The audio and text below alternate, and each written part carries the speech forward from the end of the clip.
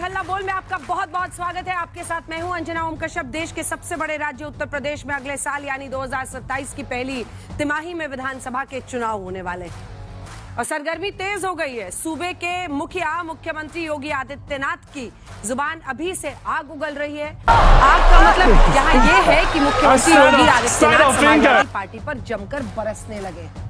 पूरा वाकया क्या है आपको विस्तार से बताते हैं। दरअसल मुख्यमंत्री योगी आदित्यनाथ आज उत्तर प्रदेश में मऊ के दौरे पर थे, जहां 392 करोड़ से अधिक की 114 परियोजनाओं का उन्होंने लोकार्पण भी किया, शिलान्यास भी किया।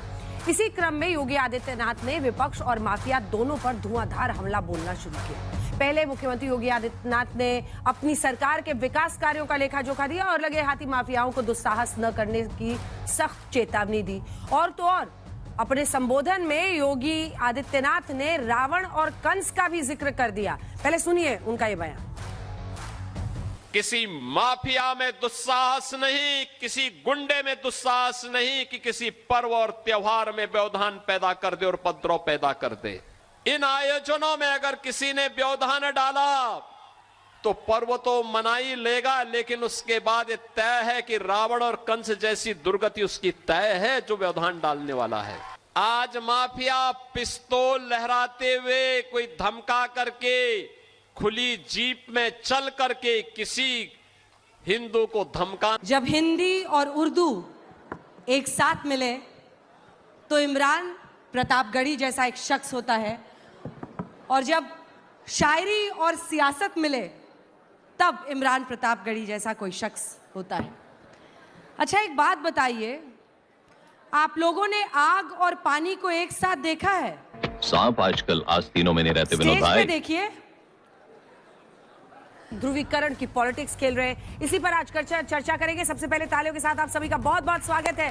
हमारे साथ जो यहाँ पर युवा बैठे हुए हैं जो आज इस चर्चा में शामिल होंगे, सवाल पूछेंगे। हमारे साथ सुधांशु त्रिवेदी जी, राष्ट्रीय प्रवक्ता और सांसद भारतीय जनता पार्टी के इस चर्चा में जुड़े हैं।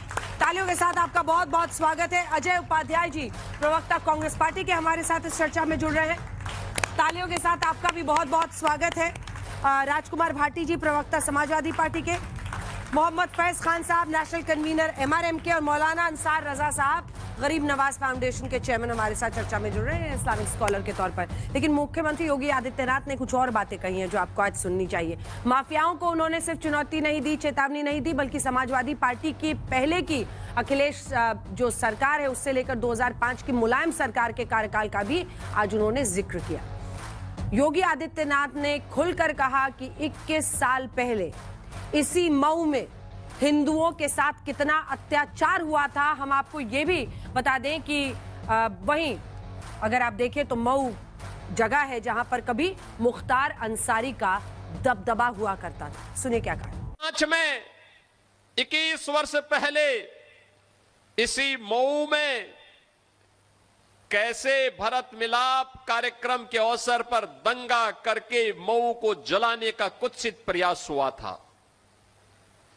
कैसे सत्ता के संरक्षण में माफिया एक उत्सव भरे आस्था के केंद्र रामलीला के आयोजन में व्यवधान पैदा करके निर्दोष हिंदुओं का कत्लेआम कर रहे थे। सरकार मौन थी। तो मुलायम सिंह यादव को भी कटघरे में आज योगी आदित्यनाथ ने खड़ा किया और समाजवादी पार्टी सरकार के पूरे कार्यकाल पर प्रश्न चिन्ह लगाया। आरोप लगाया कि माफिया और गुंडों से गठजोड़ का, और इसी के साथ सवाल पूछा कि उनके राज्य में लाखों गरीबों को सरकार की ओर से आवास क्यों नहीं मिला। समाजवादी पार्टी तो माफिया और गुंडों के सामने नतमस्तक थी, नाक रगड़ती थी माफिया के सामने। माफिया को देख करके पसीने छोड़ते थे इनको।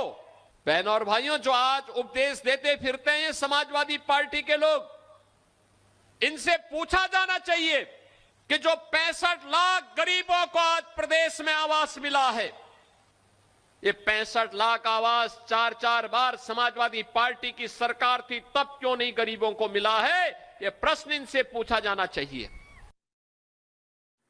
तो मुख्यमंत्री ने जो आरोप लगाया उस पर जवाब समाजवादी पार्टी की तरफ से आया। प्रवक्ता फखरुल हसन चांद ने कहा कि बीजेपी असल मुद्दों से लोगों को भटका रही है। सुनिए।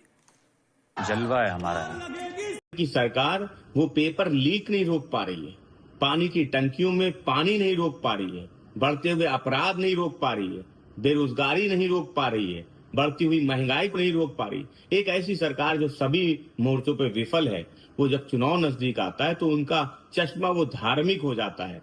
वो धार्मिक आयोजनों की बात कर रहे हैं, हिंदू मुसलमान मंदिर मस्जिद भजन कीर्तन अजान की बात कर रहे हैं, बात नहीं कर रहे तो मुद्दों की बात नहीं कर रहे। इसलिए समाजवादी पार्टी भारतीय जनता पार्टी को मुद्दों से भागने नहीं देगी। तो आइए चर्चा की शुरुआत करते हैं और इसी बात से करते हैं कि एक बड़े पैमाने पर अगर इस पूरी खबर को देखें तो ऐसा प्रतीत होता है सुधांशु जी, जो विपक्ष आरोप लगाता है कि धार्मिक ध्रुवीकरण बीजेपी फिर से करना चाहती है। वो चाहती है कि हिंदू एकजुट होकर उसके लिए वोट करें, इसीलिए मऊ को चुना गया, इसीलिए मुख्तार अंसारी की जगह को चुना गया, इसीलिए अखिलेश यादव मुलायम सिंह यादव पर हमला आप लोग कर रहे हैं। मुस्लिम तुष्टीकरण खत्म हो, हिंदू ध्रुवीकरण की शुरुआत, यही कर रहे हैं योगी जी। देखिए, ये मूलतः उन लोगों की सोच है जिनका की जो वोट बैंक है वही माई है, और उसमें एम बड़ा इंपॉर्टेंट है। एम भाई है, बाकी सब तो जो भी हैं वो अपनी जगह है। और यह मैं ये भी बताना चाहता हूं, लोकसभा में जब ये विषय आया महिला आरक्षण का, जो विधेयक चल रहा था, तो अखिलेश जी ने खड़े होकर क्या बोला? एक ही बोला ना, मुस्लिम महिलाओं के लिए प्रतिनिधित्व होगा कि नहीं। कौन लाया मुस्लिम विषय? उसमें तो कोई मुस्लिम विषय ही नहीं था। विषय ओबीसी तक का भी था, वो भी पिछली बार सर्वसम्मत से पास हो चुका था। अचानक ये मुस्लिम कौन लेके आता है? हम लोग नहीं लेके आते, वो लेके आते। और दूसरी बात, बहुत दुख की बात है, कोई ये कहे 2005 का मऊ का दंगा लोगों को याद नहीं होगा, भयंकर नरसंहार हुआ और उसके बाद दंगे का आरोपी मुख्तार अंसारी खुली जीप में घूम रहा था। जो पुराने लोग होंगे उनको वो सीन याद होना चाहिए, नहीं तो जाके पुराने अखबारों में देखें। पुलिस को गाइड कर रहा है, पुलिस उसकी सुरक्षा में चल रही है, ऐसी भयानक स्थिति। उसकी तरफ उन्होंने याद दिलाया कि एक वो भी दौर था और एक वो भी दौर है आज। जब वो दौर आया, योगी जी की सरकार आई और मोदी जी की केंद्र में सरकार आई, तो वही मुख्तार अंसारी पंजाब में जाकर जेल में बैठ गया, जहां कांग्रेस की सरकार थी। उसने हाई कोर्ट में अर्जी लगाई कि मुझे पंजाब में रहने दिया जाए, मुझे यूपी न जाने दिया जाए, क्योंकि पंजाब में कांग्रेस सरकार के दामने रहमत में बड़ा महफूज हूं।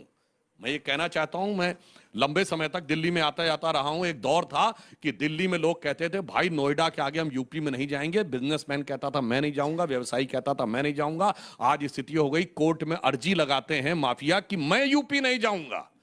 कारण क्या है? योगी जी ने जानते क्या किया है? भगवान राम जब आए थे तो कहा जाता है कि उन्होंने एक संकल्प किया था कि निश्चरहीन करूं मही, भुज उठाए प्रणकीन, और सकल मुनि के आश्रम जाहि जाहि सुखदीन। ठीक, तो योगी जी ने भी एक संकल्प किया है, माफियाहीन करूं यह यूपी और भुज उठाए प्रणकीन, और पकड़